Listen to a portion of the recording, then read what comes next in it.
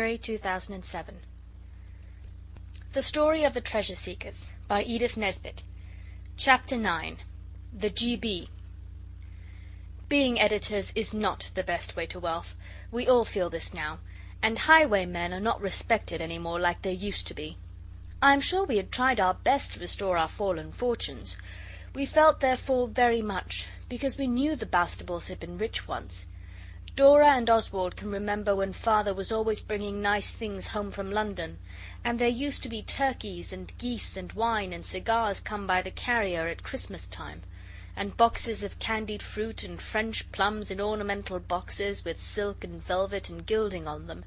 They were called prunes, but the prunes you buy at the grocer's are quite different.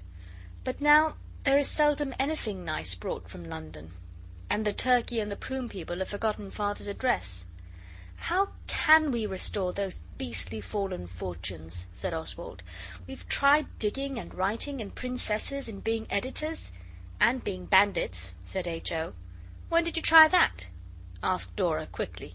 "You know I told you it was wrong." "It wasn't wrong the way we did it," said Alice, quicker still, before Oswald could say, "Who asked you to tell us anything about it?" which would have been rude, and he is glad he didn't. "We only caught Albert next door." "Oh, Albert next door," said Dora contemptuously, and I felt more comfortable, for even after I didn't say, "Who asked you?" etc., I was afraid Dora was going to come the good elder sister over us. She does that a jolly sight too often. Dicky looked up from the paper he was reading and said, "This sounds likely," and he read out, £100 secures partnership in lucrative business for sale of useful patent. £10 weekly. No personal attendance necessary. Jobbins 300 Old Street Road." "I wish we could secure that partnership," said Oswald. He is 12, and a very thoughtful boy for his age. Alice looked up from her painting.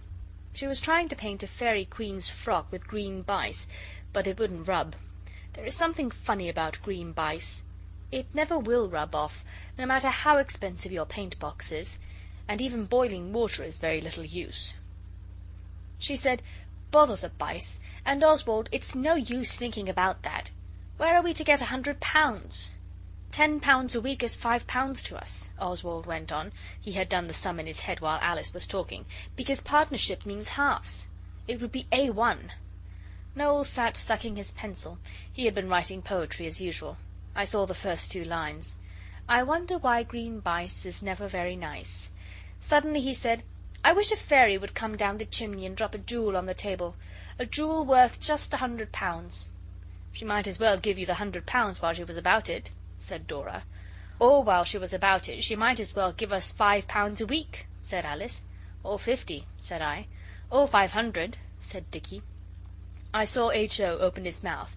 I knew he was going to say "or 5,000, so I said, "Well, she won't give us 5 pence, but if he'd only do as I'm always saying, and rescue a wealthy old gentleman from deadly peril, he would give us a pot of money, and we could have the partnership and £5 a week. £5 a week would buy a great many things." Then Dicky said, "Why shouldn't we borrow it?" So we said, "Who from?" And then he read this out of the paper: "Money privately without fees. The Bond Street Bank. Manager Z. Rosenbaum. Advances cash from £20 to £10,000 on ladies' or gentlemen's note of hand alone, without security. No fees, no inquiries. Absolute privacy guaranteed." "What does it all mean?" asked H.O. "It means that there is a kind gentleman who has a lot of money, and he doesn't know enough poor people to help, so he puts it in the paper that he will help them by lending them his money. That's it, isn't it, Dicky?" Dora explained this, and Dicky said, "Yes." And H.O. said he was a generous benefactor, like in Miss Edgeworth. Then Noel wanted to know what a note of hand was, and Dicky knew that, because he had read it in a book, and it was just a letter saying you will pay the money when you can, and signed with your name. "No inquiries," said Alice. "Oh, Dicky, do you think he would?" "Yes, I think so," said Dicky. "I wonder Father doesn't go to this kind gentleman. I've seen his name before in a circular in Father's study." "Perhaps he has," said Dora. But the rest of us were sure he hadn't, because of course, if he had, there would have been more money to buy nice things. Just then Pincher jumped up and knocked over the painting mortar. He's a very careless dog. I wonder why painting water is always such an ugly colour. Dora ran for a duster to wipe it up, and H.O. dropped drops of the water on his hands and said he had got the plague. So we played at the plague for a bit, and I was an Arab physician with a bath towel turban, and cured the plague with magic acid drops. After that it was time for dinner, and after dinner we talked it all over and settled that we would go and see the generous benefactor the very next day. But we thought perhaps the G.B., it is short for generous benefactor, would not like it if there were so many of us. I have often noticed that it is the worst of our being six. People think six a great many when it's children. That sentence looks wrong somehow. I mean, they don't mind 6 pairs of boots, or 6 pounds of apples, or 6 oranges, especially in equations, but they seem to think you ought not to have 5 brothers and sisters. Of course Dicky was to go, because it was his idea. Dora had to go to Blackheath to see an old lady, a friend of Father's, so she couldn't go. Alice said she ought to go because it said ladies and gentlemen, and perhaps the G.B. wouldn't let us have the money unless there were both kinds of us. H.O. said Alice wasn't a lady, and she said he wasn't going anyway. Then he called her a disagreeable cat, and she began to cry. But Oswald always tries to make up quarrels, so he said, "You're little sillies, both of you." And Dora said, "Don't cry, Alice, he only meant you weren't a grown-up lady." Then H.O. said, "What else did you think I meant, disagreeable?" So Dicky said, "Don't be disagreeable yourself, H.O. Let her alone and say you're sorry, or I'll jolly well make you." So H.O. said he was sorry, then Alice kissed him and said she was sorry too, and after that H.O. gave her a hug and said, "Now I'm really and truly sorry." So it was all right. Noel went the last time any of us went to London, so he was out of it, and Dora said she would take him to Blackheath if we'd take H.O. So as there'd been a little disagreeableness, we thought it was better to take him, and we did. At first we thought we'd tear our oldest things a bit more, and put some patches of different colours on them, to show the G.B. how much we wanted money. But Dora said that would be a sort of cheating, pretending we were poorer than we are. And Dora is right sometimes, though she is our eldest sister. Then we thought we'd better wear our best things, so that the G.B. might see we weren't so very poor that he couldn't trust us to pay his money back when we had it. But Dora said that would be wrong too. So it came to our being quite honest, as Dora said, and going just as we were, without even washing our faces and hands. But when I looked at H.O. on the train, I wished we had not been quite so particularly honest.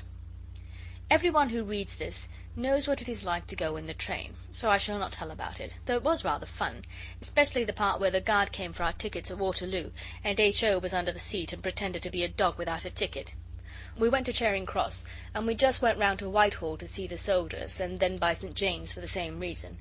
And when we'd looked in the shops a bit, we got to Brook Street, Bond Street. It was a brass plate on a door next to a shop, a very grand place, where they sold bonnets and hats, all very bright and smart, and no tickets on them to tell you the price. We rang a bell, and a boy opened the door, and we asked for Mr. Rosenbaum. The boy was not polite. He did not ask us in. So then Dicky gave him his visiting card. It was one of Father's really, but the name is the same, Mr. Richard Bastable, and we others wrote our names underneath. I happened to have a piece of pink chalk in my pocket, and we wrote them with that. Then the boy shut the door in our faces, and we waited on the step, but presently he came down and asked our business, so Dicky said, "Money advanced, young shaver, and don't be all day about it." And then he made us wait again, till I was quite stiff in my legs, but Alice liked it because of looking at the hats and bonnets, and at last the door opened and the boy said, "Mr. Rosenbaum will see you." So we wiped our feet on the mat, which said so, and we went upstairs with soft carpets and into a room. It was a beautiful room. I wished then we had put on our best things, or at least washed a little, but it was too late now. The room had velvet curtains and a soft, soft carpet, and it was full of the most splendid things, black and gold cabinets and china and statues and pictures.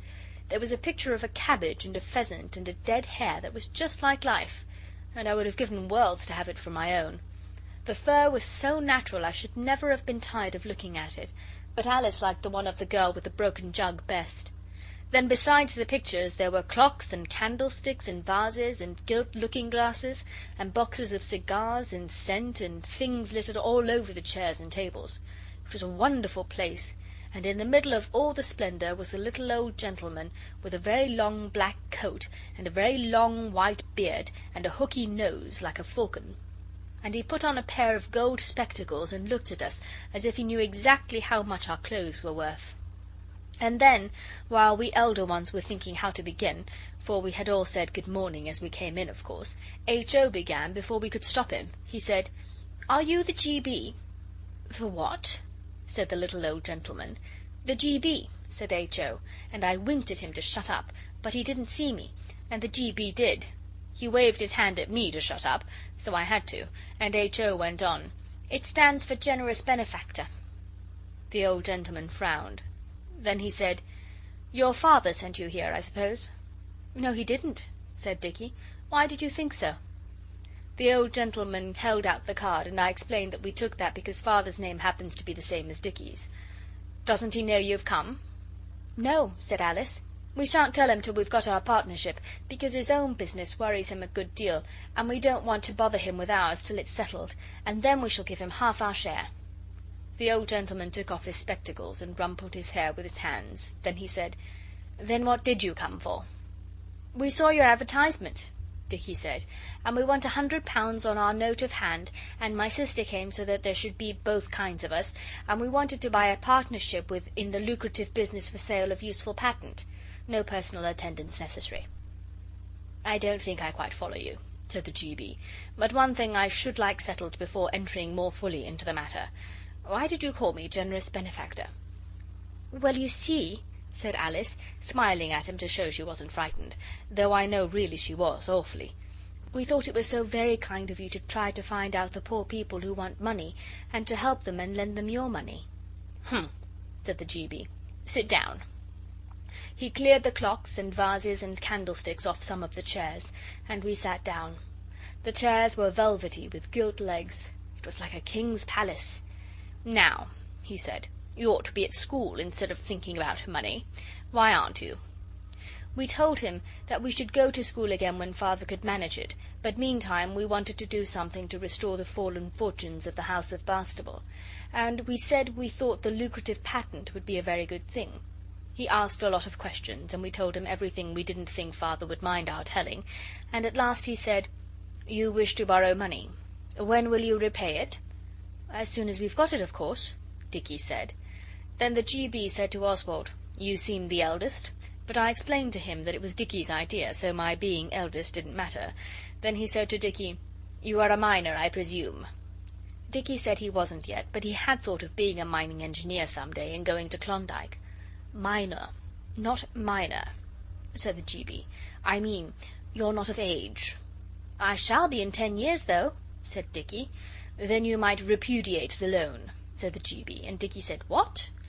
Of course he ought to have said, "I beg your pardon, I didn't quite catch what you said."